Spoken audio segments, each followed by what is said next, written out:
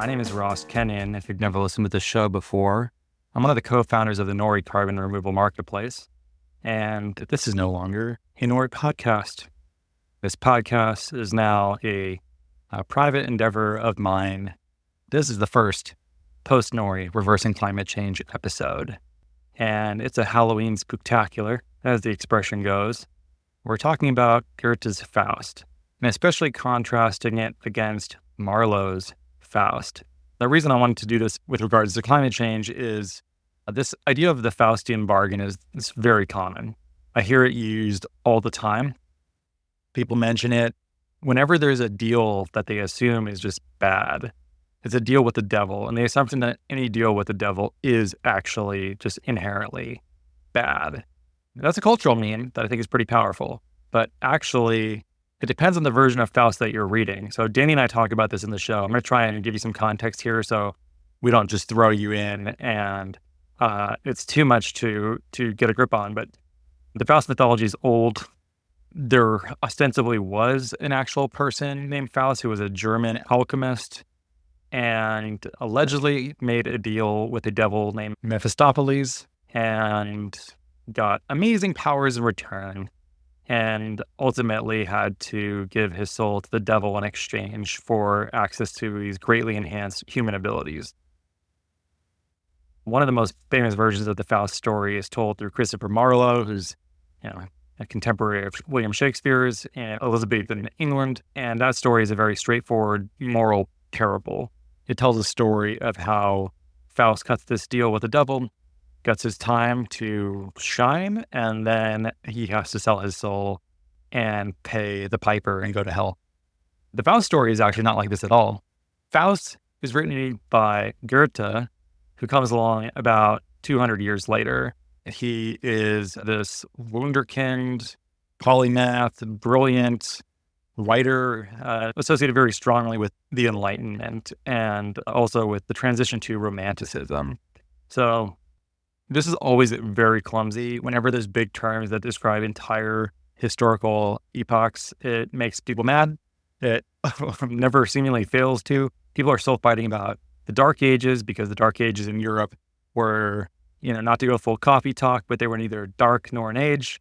So Romanticism, though, I'm just going to skip ahead here. Enlightenment, if you're a conservative, is a hoax. It's not actually enlightening. It's actually this horrible step backwards where humanity has this revealed truth in Christianity, and humanity is turning its back on it in favor of lower pursuits like science or deism, where God put the fundamental laws of physics into motion, but then stepped away, and everything that we see is a result of those actions that proceed from those laws naturally working their ways out. If you're a progressive person, it is this time when new ideas about how civilization should be governed, who should have rights, who should have a say in rule, and science is, obviously making huge strides all during this time. The Industrial Revolution is also taking place concurrently. By the end of the 18th century, the Industrial Revolution is starting to pick up, and it never slows down. And in the early 19th century, especially in Great Britain, are really starting to take off with wool and textile manufacturing and steam production and mining. And of course, this is where you have that line, dark satanic mills. That's a romantic criticism of industrial civilization. So Romanticism is a post-Enlightenment philosophy of the 19th century, which is a rebellion against industrial civilization, where humans no longer work in conjunction with the seasons. They no longer follow the movement of the sun during the day. They need clocks that tell them what hour and what minute they need to be at the factory. And this process of moving humans away from the countryside and the sort of pastoral life into cities where their lives are heavily regimented and controlled.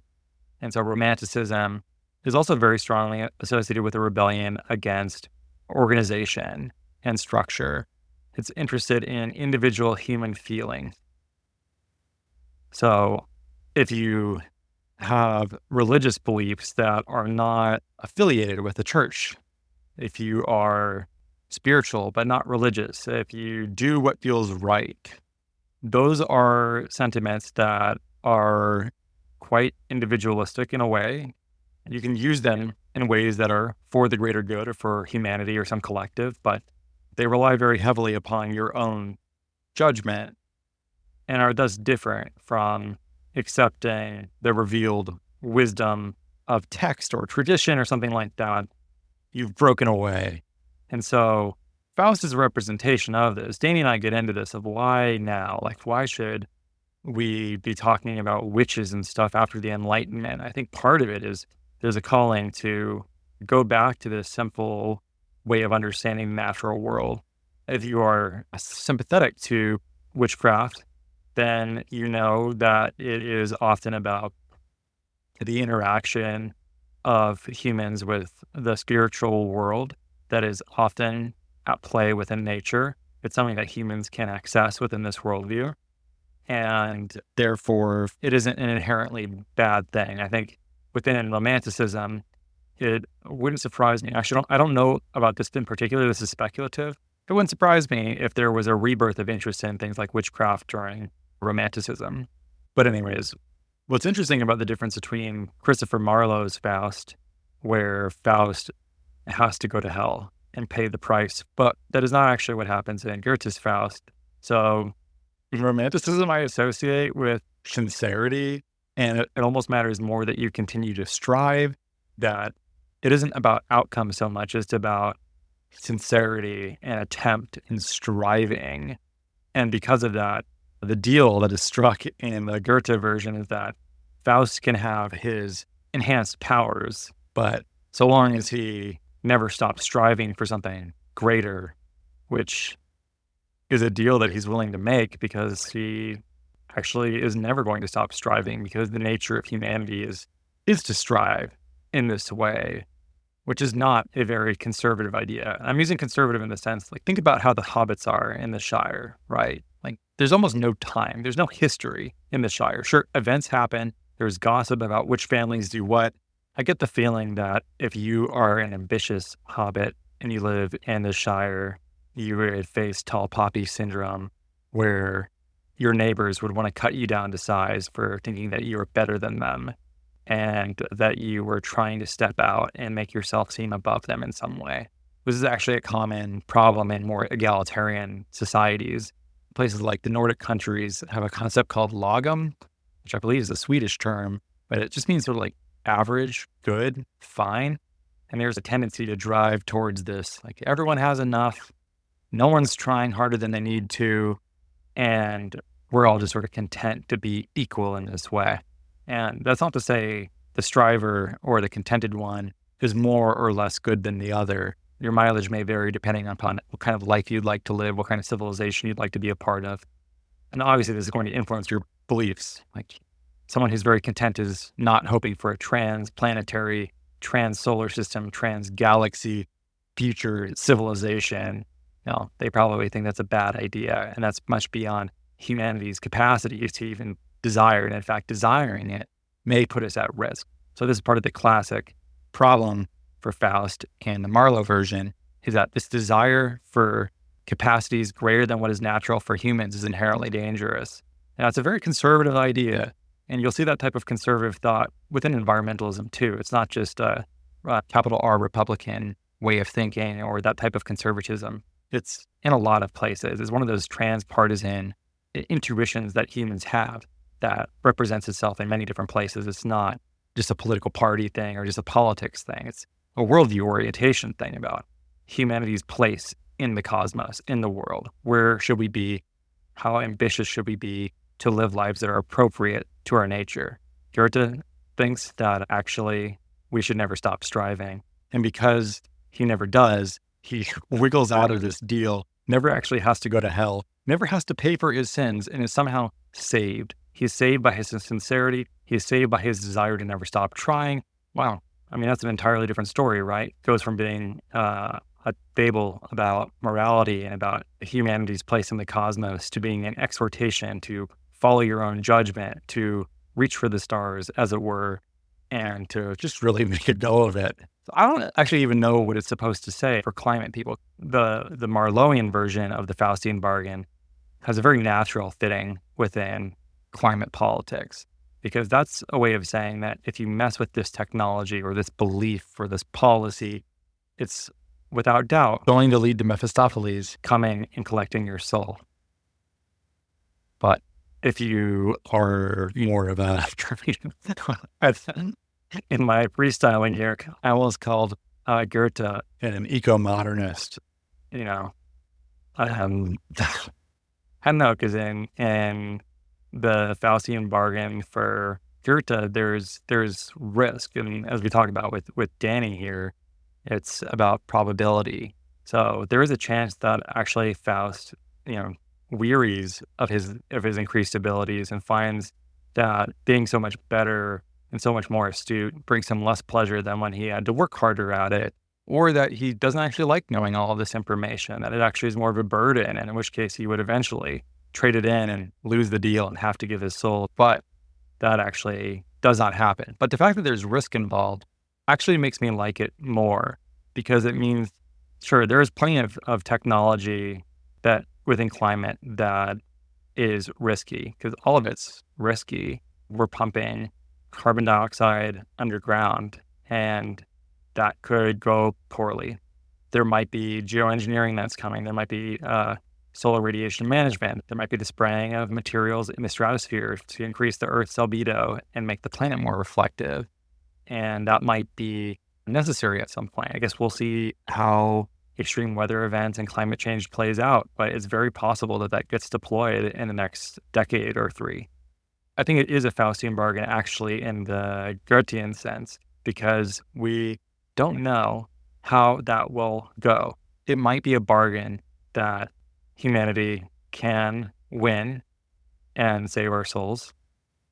It could be the case that we never stop striving, by which I mean we never can stop spraying. We always have to keep striving, which is a criticism people make of this particular type of geoengineering intervention, that once you start, you can't stop. So that's another funny way that you can apply the Faustian bargain in a Goethean kind of way. But I think what's interesting about it is because there's so many versions of the story here, or ways that you can apply this key insight about what is happening to Faust, that it's a more complex phrase to use in a climate context than maybe meets the eye at first blush. So, at the risk of being absurdly pedantic and making an entire show on this topic in order to explore this idea, I hope you enjoy. Danny and I talk about a lot of topics. It goes into all sorts of fun Halloween ideas about the occult, paranormal. I hope you enjoy. You should definitely read the classics. They have so much to say. They're still speaking now. And thank you so much for listening. Here is your show.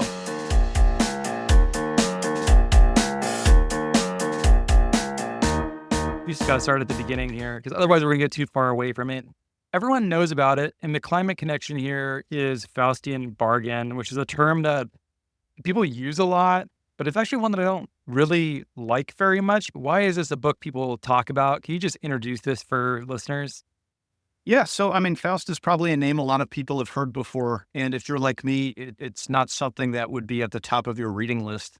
But I was inspired to get into it because I heard a bunch of occultists talking about it on a podcast, and the way they were describing it made it sound extremely dynamic and just extremely dark and like more psychedelic than what you might expect from something that was written 200 years ago. And so it's also, just for a personal connection, I read it in my first year of teaching, and it's all about a guy that had kind of exhausted all of the possibilities of knowledge. And he found himself really no wiser than he was before, which is a direct line from Faust. And so he does what I think a lot of people would do, is he turns to black magic. He's like, hey, well, if logic and rationality and science and medicine aren't working out for me, then let's conjure some demons and spirits, and that's the premise. It doesn't even end up there. That's kind of where things start. So it's got a lot more genre trappings than people might expect. It has a lot more genre trappings than people expect. What does that mean? Well, I guess since it's so old, maybe it's not fair to call them genre trappings, but it's got a lot of stuff related to like alchemy and magic. And so, like, if you've ever read Harry Potter before, then if I'm not mistaken, I hope I'm not wrong about this, but like Nicholas Flamel is referenced in Faust Part 1 as an early alchemist. And if you've ever seen like monkeys used in connection with witchcraft, as you might see in like The Wizard of Oz, there's a scene that will reward you for like having seen that before. And obviously this is older, so it wasn't inspired by any of those things. But when people think 200-year-old poetic verse, a Christian allegory, it doesn't sound very fun, but it's like, it's very metal and it's very magical and kind of dark. And maybe not dark fantasy, not quite into the castles aspect of it, but they're visiting witches and her talking monkeys and making potions and wishing for different things and conjuring spirits. It's a blast, you know. It's a strange area for subject matter because post-Enlightenment, the world is not typically considered as enchanted as it was. Renaissance sort of starts it, Enlightenment really stabs it good. So you would expect subject matter like this hundreds of years before the Romantic era in the 19th century, but why now? Like, why would it be worth talking about witches in the early 19th century? I mean, it's a fantastic question. And I think a lot of the answer is revealed in the framing that Goethe brought to a lot of his like scientific and literary investigation, because he really wanted to legitimize himself as a scientist. And he actually discovered or rediscovered the intermaxillary bone in the human skull, I believe. And that sounds like a very cut and dry, legitimate thing to do. But the reason he found that is that he was looking for a reason why humans were different from the rest of the animals, because we are, created in the image of God. And so even though he didn't explicitly write about his belief in Hermeticism and alchemy, it is all over his fictional work. And so it's not clear to me if he was intentionally trying to disguise it in his personal writings, but it doesn't seem like he's doing it just for the imagery. Like, this is a guy that believed in the Hermetic ideal of as above, so below, which isn't just about transcendent influence on the microcosm. It's also about how you should expect to find parallels between the sciences. And just to be perfectly clear, this is scientifically inaccurate, but it's wrong in this really beautiful way that like the growth of a flower should mirror the human aspiration toward God, and so a lot of his stuff in Faust and also his novel Elective Affinities is about kind of creating these parallels between metals and human development, or finding these connections between different scientific processes that again have since been discredited, but as an aesthetic and a symbol set to work with, it is just absolutely gorgeous. For symbolic reasons, it's hard to argue that that's not an extremely useful set of tools to have in your tool chest. And obviously there's crossover with the development of science. I associate Newton pretty strongly with occult interest, and I don't think people talk about that probably as much as they might want to, but there's a lot of alchemy in the development of chemistry. It's in the name alchemy, right? It's like right there. But I don't know. I think at some point this got separated, and somehow occultism and alchemy has a parallel life outside of the sciences. It was deemed no longer an acceptable pursuit of knowledge and became either associated with alternative lifestyles, rejection of traditional faiths, music that is not part of the mainstream, witchcraft, pentagrams, upside down crosses, provoking suburban parents. Yep. And I don't know, how did that even happen historically? Because it was once overlapping. Yeah, I mean, I think a lot of the more recent stuff is actually just a matter of like the satanic panic. And one of the reasons that it's kind of hard to research is not all of the alchemists agree on like what the symbols mean.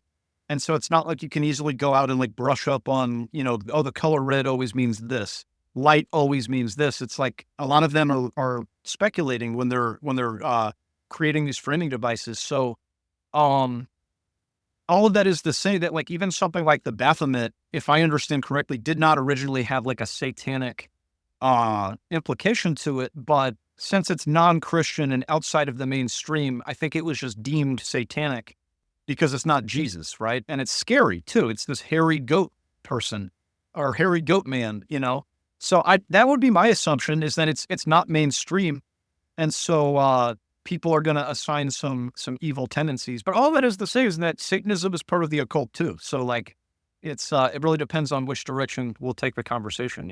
Some of my friends who are quite devout Eastern Orthodox Christians the husband of this couple formerly was an occult practitioner. And so as I dove into this topic, I'm trying to wrap my head around, why is this so popular now?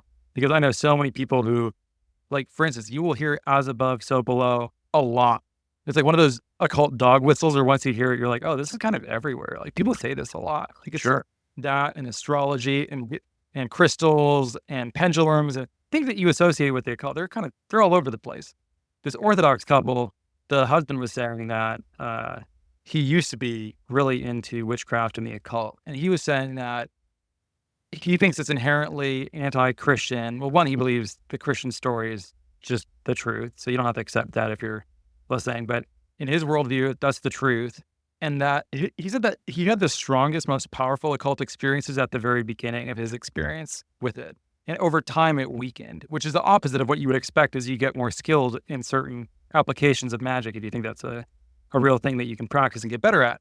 But he actually thought that it was a way of almost inducing a sort of narcotic effect on someone where, you know, wow, that was thrilling. We had, you know, the chandelier shook when we did the Ouija board, and every subsequent time, all of the responses became just enough to make sure he never quite forgot about it, just enough to make sure he didn't just go back to church and follow something that he thought was probably more likely to be true. So he thinks it is just more of a distraction than something powerful. So from there, though, you're going to love this. He also loves Hereditary. Danny and I, if you're listening, big Ari Aster fans. Yeah. All of what we're talking about will help you appreciate horror films much more than you ever have in your entire life. He has a hard time believing that that is real. He thinks the occult is real, but it's more of a distraction than it is meant to be an actual, like stuff like what happens in Faustian and Hereditary does not happen. Or in Robert Eggers' The Witch. He thinks stuff like that is not really a commonplace experience. But we exaggerate it, and it distracts us from the true pursuit of the divine. That's how he might frame it. What do you think about that? You know, I mean, since it's such a deep and diverse study and practice, I think that's completely legitimate, especially if that's what he values.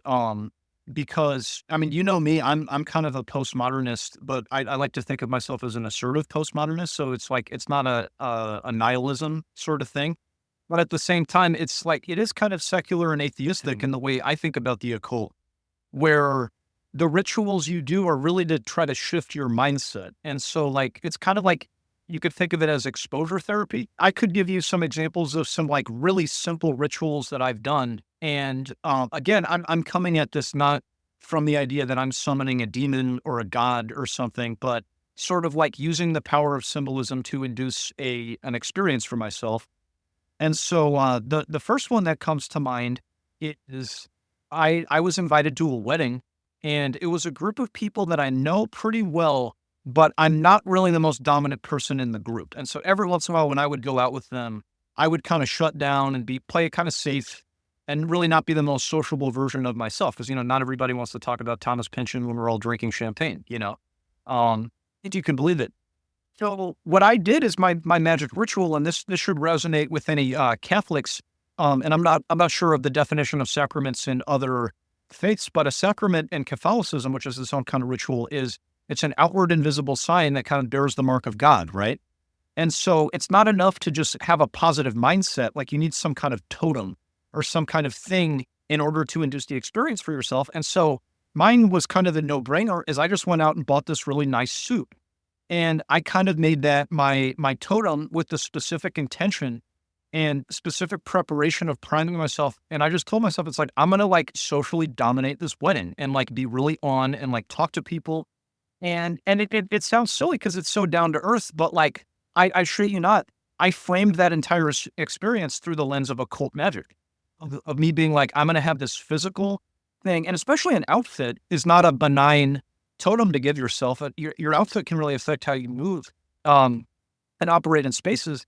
And so I just like really made sure that I cultivated the mindset that I was going to be sociable and I wasn't going to shut down, and what I would do if I felt like I was kind of withdrawing. And I had a blast, you know?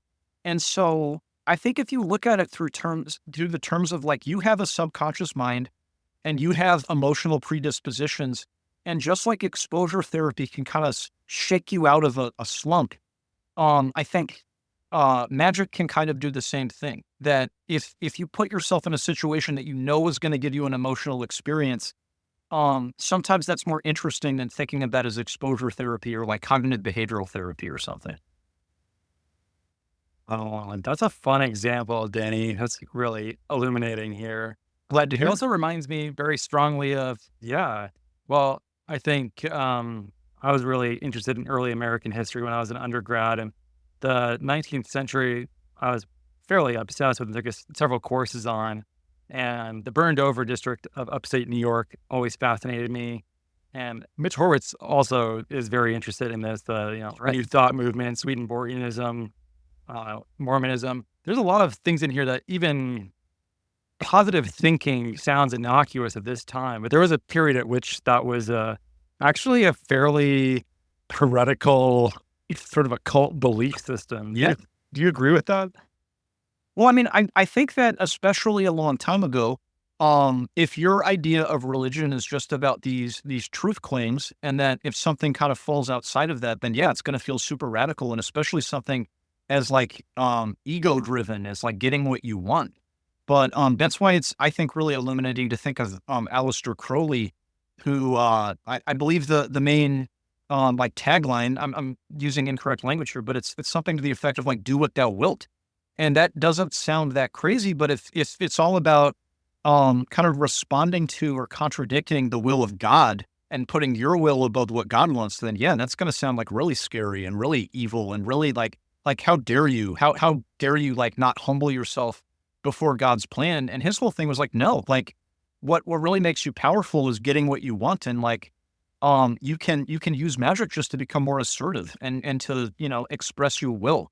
And in a lot of ways, it kind of reminds me of what Nietzsche was talking about in Beyond Good and Evil, is that like maybe morality actually isn't about following these rules that are written in the sky, but it's just about opining on things that have nothing to do with you when you're really just too afraid to do what you want, And so, I think in a lot of ways, it's going to sound evil if you think that, speaking up and getting what you want is against God, I think there's something, well, one, it sounds capital R romantic. That is a very strong individualistic romantic style of interacting with the world, you were saying there. My personal experience is the sublime thing that I am choosing to follow, not something someone else has laid before me. I will walk into the woods myself and come out with the truth on the other side. Well, the downside of this way of thinking, though, is you can think of how many people do you know of that came up with their own answers that were not a part of the conventional, this is kind of what you do. At the political ideology side of things, none of the options are very good. You end up with Hitler, you end up with Lenin and Stalin, or Mao. Like, those are people who are sort of explicitly atheistic, but are saying that actually Christianity is sort of a Jewish attempt to corrupt the Aryan man. And actually it's a way of glorifying weakness so that the Jews who rule the world can keep the Aryan man down. I'm just quoting his bad ideas. But there's something about like, okay, I know how the world should be ordered. The world should be ordered where the proletariat should rule, and the bourgeoisie and those of their useful idiot allies should be put to death or enslaved for the benefit of the proletariat whom they oppress. And that doesn't really lead to any place worth going either. It's pretty bad as well. I even see that sometimes where people who don't follow convention and don't get married and don't have kids and don't go down that, there's plenty of ways to legitimately be happy doing that. And there's plenty of unhappy people who did do that. But you take a greater risk when you disobey the collected passed down wisdom from a very long time and try to do something that is unique. There's comfort in the norm. There's comfort in the ritual. There's comfort in the path. And if you stray from it, you do so at your peril. Your risk of return goes up, potentially. You might end up with a lifestyle no one else has, and end up with like Faust. Like Faust has something that basically no one else on earth has, and it is, by all accounts, sublime. And it even works out for him, unless it's the Marlowe version, in which case you really made a bad deal, and it ended up on the bad side of the scale. It's the expected value is negatively infinite, is how you might say it in probabilities. It's bad. It's real bad. So I don't know. I think there's something to be said about just being that conservative person and not going over. Otherwise, you're worshiping devils, and then you're judging people who go to church. Like, come on, like one of those is clearly more dangerous than the other, right? Well, yeah, and that's why I ultimately think that it's really less about what's inherently found in this belief system, which is, often self-contradictory, and like one author is going to tell you the exact opposite of what the other author tells you, and really much more about your disposition. And so it's interesting because I am not really into Christianity, but I am also like a corn-fed Midwestern boy who was raised in the Catholic Church. And so as much as I, as an adult, kind of consciously reject some of that, I think a lot of that is in my hard wiring. And I'm the kind of guy that my magic ritual would be to be like sociable at a wedding. Like I'm not really somebody that would really use it to do something super devious.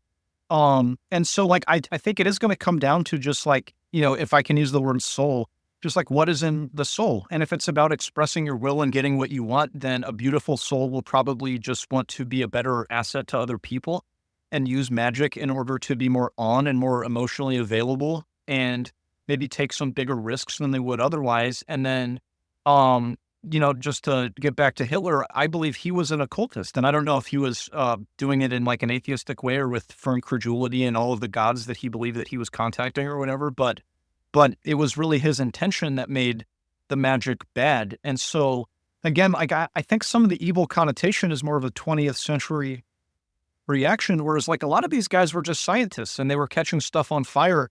And they thought like a weird chemical reaction where fire burned pink was that must be God, because they had no other explanation for that. So that's my justification. And I definitely hope it doesn't, have me burning down houses anytime soon. But that's, well, you have to keep the tabs on me.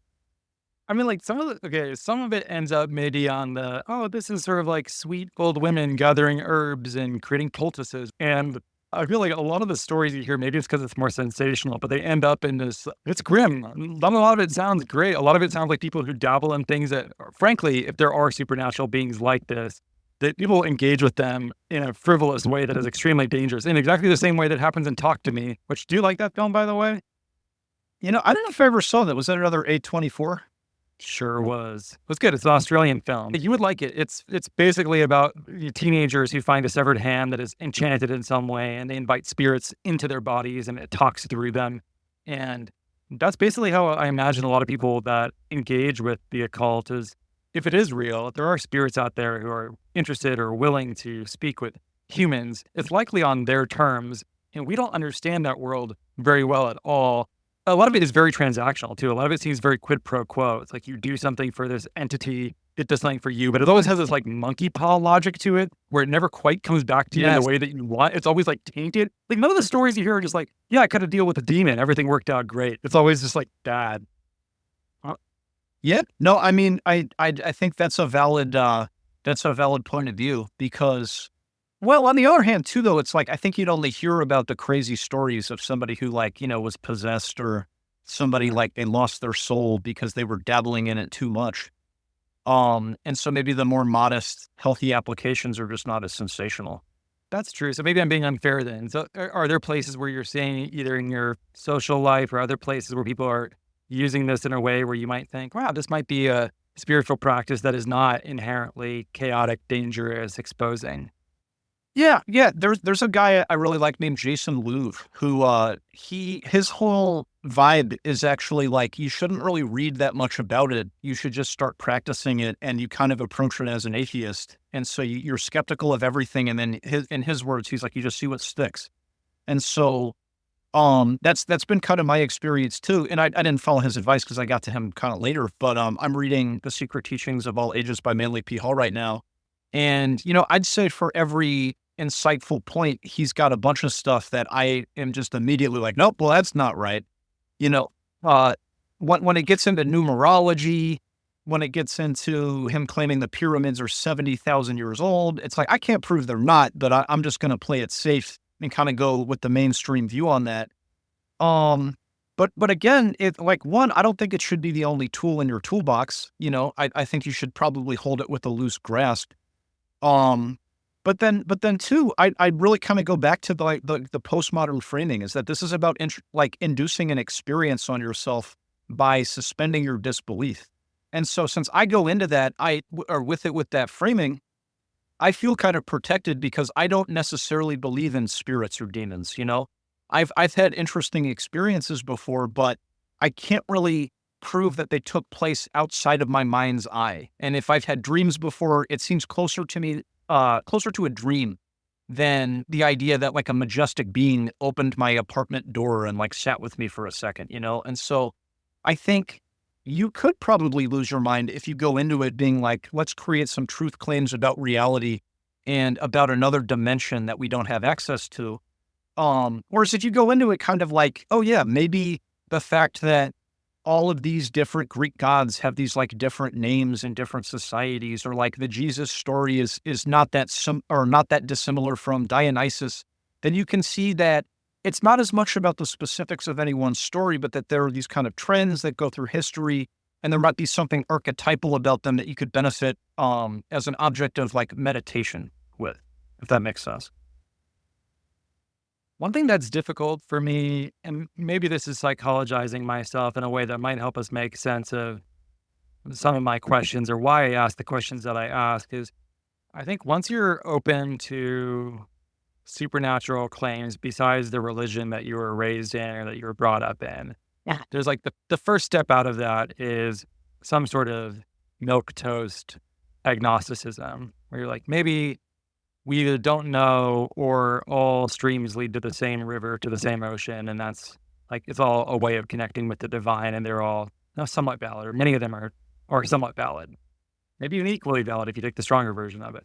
But then once you start getting to more outlandish beliefs, like you have to bite the bullet with agnosticism at some point where you're like, okay, so it's not just that Islam and Christianity and Shintoism's animist beliefs are correct. You also have to believe that all the strange enchantments and demons and things that show up in horror movies might be real. This might not just be, nightmares from our collective unconscious here. This might actually be a real thing, which is what I was hinting at earlier. Like if you don't have to agree with what I'm saying. You don't have to listen to this and say Ross is clearly right. But if you're listening to this, then what is it like to entertain for a second that there might be paranormal or supernatural experiences beyond what we typically in our everyday lives think is possible? It definitely makes horror movies much scarier. You're like, what even do horror movies do in a universe where the supernatural and paranormal are everyday lived experiences that we've hitherto been unable to see or unwilling to acknowledge? I think they become much scarier, much better films. And once I started going down this path with you, I love horror films now. I never did my entire life. And now I'm like, I love just working my way through the canon. Well, I haven't seen a lot of horror movies since I've gotten into this, but it definitely makes me want to give Hereditary and, Beau is Afraid a rewatch. I don't know. Afraid is like, what do you, it's that film is so allegorical. I'm not even sure it knows what it's trying to do, but Hereditary is amazing. Yeah. I should watch Beau is Afraid. I don't want to be mean to it. Yeah, that one, it's like, it's so abstract. I haven't been too interested in any interpretations because it almost is like pure id, or like pure archetype or something. So yeah, I definitely see it. And I can see people taking my kind of postmodern perspective as something that kind of takes the magic out of it. But I really see it as something that, like, if you acknowledge that our minds are kind of bending reality and we're not directly interfacing with the world and we're kind of primed by our cultural conditioning and stuff, then I don't think it does take the magic out of it to see them just as symbols. But at the same time, a topic that's kind of caught my interest recently is that a lot of people in hospice, several weeks before they die, start to interact with their dead relatives. And that's like not an uncommon experience. And it'd be different if it was just one-off, kind of a crazy story. Your uncle on his deathbed, saw your grandma or something. But I think a lot of people have experiences with their dead relatives, and even different things of like, not just being reminded of an ex-girlfriend, but like feeling her love again. Like people have experience like that I think, to say that that's just a construction of your mind kind of misses the point. Is that like, no, you're maybe struck with such grief over loss that your brain produces something for you. But I think it kind of hints to the idea that there might be this other dimension. I couldn't prove it, and that's not really my interest anyway. But I think that maybe I'm playing it safe by talking about it only symbolically. I think it's just easier to talk about if I say that it's symbolism, but like Yeah, I mean, the world is a mysterious place, and maybe we just haven't created the antenna yet that can catch that field or describe it quantitatively. Yeah, I love that. I'm very open to that possibility, more open than I've been in the past toward it. Do you like The Sixth Sense? I haven't seen it since I was a kid. I remember loving it as a kid, though. Rewatch it. It's one of the best ghost stories that I've seen, and mostly because of the way it describes ghosts, which Haley Joel Osment describes them as like they don't know that they're dead. They're caught in these loops and they're reenacting these plays, and they cannot break because it's like a very literary reading of ghosts, right? Because I think of ghosts, I think of unfinished business. Like they Yeah. were so preoccupied with things in their life they were unable to finish. They might not even know that they're dead. They're trying to finish whatever task they were. They might even forget who they. Did you watch A Ghost Story, by the way, the Casey Affleck one? Um, I've not. I know it's kind of like low production, but like high writing and stuff like that. Is that right? Yeah, but it's pretty similar to that. It's about attachment to place and about loops and being caught in them and what is time. And there's like some really sophisticated, smart ideas in both of these films. The Sixth Sense is more straightforward, but I love that rendering of ghosts too, where, they're caught in their own pain, they're caught in their unfinished business and they cannot move on. And whether that's literary, whether that's actually how the afterlife may or may not work in reality, it's sort of besides the point. The reason it's why it's so prolific in literature and human experience is because it's a beautiful idea that makes us think about how we're all going to die with unfinished business. And that's a beautiful tragedy, probably more tragedy than anything, of what it means to have a body that will one day pass away.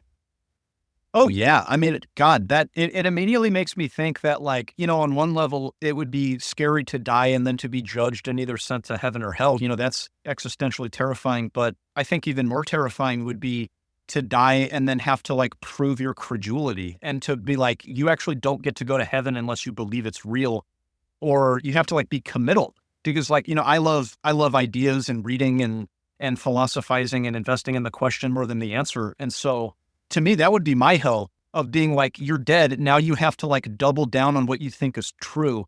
And that's where you'll end up. And I'll be like, oh God, like that. I can't have anything more terrifying than that. Oh, no, this has come up on so many podcasts I've been up on whenever we talk about Christianity, because the people who get the worst of it from Jesus are the people who, put their hand on the plow and look back, right? They're not worthy of the kingdom of God. So if you once were believing, or if you're like kind of believing, but you don't pick up your cross and follow Jesus, you're in like literally the worst spot you can be in. The non-believers, the sinners, the publicans, like they get some free passes. But if you're half-hearted about this, it's bad. That's my fear, is that it ultimately ends up being true, and I am in literally the worst possible spot. Yeah. I mean, it's definitely a question that keeps me up at night, but doesn't necessarily occupy me during the day, And I got into a lot of this stuff because I had kind of a spiritual experience when I got into teaching. And that's given me a lot more faith, if I can use that word, because it felt very obvious. I would say almost every other decision in my life has always been kind of rolling the dice and just, seeing what happens because I suck at planning. But this felt like, oh, wow, no, like you really stumbled on something. You need to pursue this for spiritual reasons. And so I found the more that I lean into stuff like that, the more belief about the details might not be as important. But again, I'm still sweating at night sometimes. So One thing I don't like is whenever there's a technology or a plan that people don't like, or that it has undue risk, or they perceive undue risk, they'll call it a Faustian bargain. And this happens in climate, especially with things like spraying aerosols into the stratosphere to make the Earth more reflective, to reduce the heating effect of the planet. And people will say it's a Faustian bargain, which is another way of saying you're making a deal with the devil. And what I don't like about this is that it implies that it didn't work out well for Faust, but it only makes sense in the Marlowe version where he gets his comeuppance. In the Goethe version, as long as you spray aerosols, but you keep striving and you keep trying in your heart for more and more pleasure and more fulfillment, then seemingly you get to avoid punishment. Is that a correct reading? I'm all for replacing any Marlowe references with Goethe ones. So I like the direction that you're going. And I don't know, I think people are probably trying to bolster the argument by making the reference to Faust, which is not like something that a lot of people even read.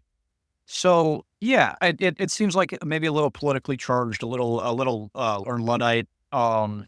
Because I mean, I don't know. It seems to me that technology is disruptive, and I don't think we should blindly trust it. But I don't know if there's a lot of examples, especially in America, of us being like, "Oh, guys, there might be negative consequences. Let's not follow technology." And so maybe that's kind of cynical and pessimistic. But like, it seems to me that we would probably like innovate our way out of climate issues before stopping carbon emissions. Is that too heretical to say?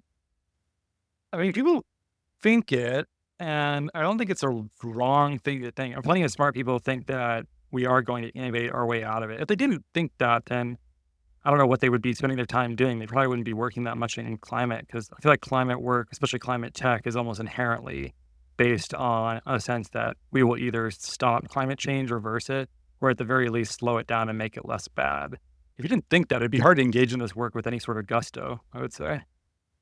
Yeah, yeah. Okay, well, that's good. I don't know, because I mean, you're obviously more involved in the space, and so like, yeah, I think if people are going to call any technological solutions a Faustian bargain, then it is. Yeah, it's kind of appealing to like sinfulness, or be like you're being greedy, or like you're looking for like a loophole.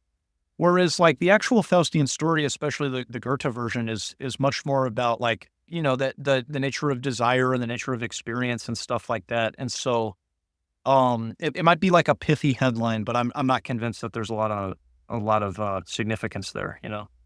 It's amazing that to do a podcast that's entirely about being pedantic about a phrase that is used incorrectly, that like actually technically is correct. If you read the Marlowe, like then certain technologies are a Faustian bargaining because they could and very well might lead to you just going to hell. But I don't know. Actually, because there's risk and weighted probabilities in this, it actually might be inherently Goethean instead. Like maybe it actually every Faustian bargain is actually Goethean because it's all about risk. Like no one knows that, if you do solar radiation management, we only get 20 years and then we all go to hell. Actually, some people might make that claim. Maybe some people would claim that the input output is 1-to-1. So it's a lot of show for that little insight on that climate topic. But wasn't it fun? Oh my gosh, it was a blast. I could do 3 more hours. Danny, we're at the end here. Is there anything that you'd like to plug? Anything that you're working on right now? 100%. So yeah, I've been working on a novel that has some Faustian themes called The Kingdom of Liminal Space. That's going to have a concept album with it too, and some other little mixed media goodies that are currently under wraps. But that'll be coming out probably, I had originally said Christmas. It's probably looking more like July at this point. But yeah, stay tuned for that. And also, if you check out my channel, Off the Wall Novels on YouTube, and I'm Daniel Backer, author on most social media platforms. So he has great videos too, very educational. Even does weird things like go to Edith Wharton's home, which come on, that's not your style. Danny, who are you trying to fool with that, by the way? It's for every postmodern, I've got to, do some critiques of the Gilded Age. I just keeps you balanced. Thanks for being here, Danny. Thank you, Ross.